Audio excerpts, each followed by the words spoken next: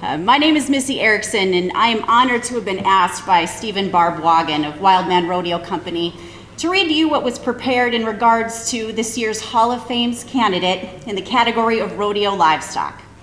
The saddle bronc candidate is known to many in and out of the rodeo arena as 44 Magnum.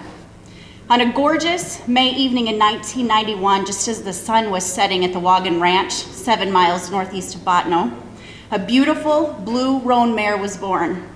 This blue roan wasn't like any other horse on the Waagen Ranch. This colt had personality, grace, and class.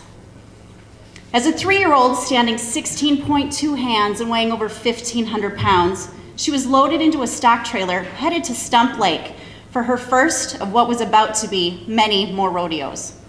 As luck would have it, the horse, who was a virgin to rodeo soil, drew the best cowboys that the Rough Rider Rodeo Association had to offer that year, Cutter Moore and Shad Peel. With true grit and determination, 44 Magnum bucked off Cutter Moore her first night, and Shad went on to win the rodeo honor with 79 points. As 44 Magnum continued to gain momentum, she just kept getting better and stronger throughout the years, and it was clear that her passion to buck inside that rodeo arena was as contagious as the smiles of the faces of the cowboys who had the opportunity to draw and ride this amazing saddle bronc horse. In 1998, 44's notoriety had gained the attention of pro rodeo contractor and pro rodeo Hall of Fame's inductee, Mr. Harry Vold. He asked Waagens to bring her to the Wiseman's Rodeo so he could see for himself what all this fuss was about. It was there that Red Lemmel went on to win the rodeo, scoring 82 points. Later that day, Mr. Vold could be heard in that unique voice that only he could speak. He was telling a young Steve Waagen, "You better either sell her to me or take her home to raise yourself some damn good colts." And as one can only imagine, the monetary offer was enticing. But Steve knew from the day that she was born that that mare was bound for greatness, hence his decision to keep her in North Dakota to raise her colts. 44 Magnum went on to produce many colts that the Waagens have sold to pro rodeo companies such as Pete Carr, C5, and Sutton Rodeo, just to name a few. Perhaps you'll recall hearing some of the names while watching the NFR whose bloodlines can easily be traced back to 44.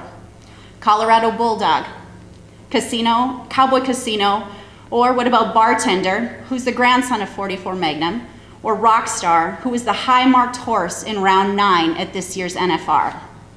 Not to be outshined by her offspring, 44 Magnum can fill her own trophy buckle case, having won more than 9 Saddle Bronc of the Year titles between the Rough Rider Association and the North Dakota Rodeo Association.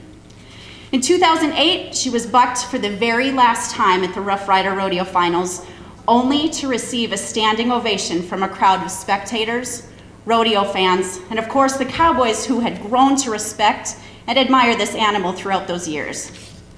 Just as she had entered this world on a gorgeous May evening in 1991, it was Memorial Day in 2014, 23 years after this amazing saddle bronc took her first breaths.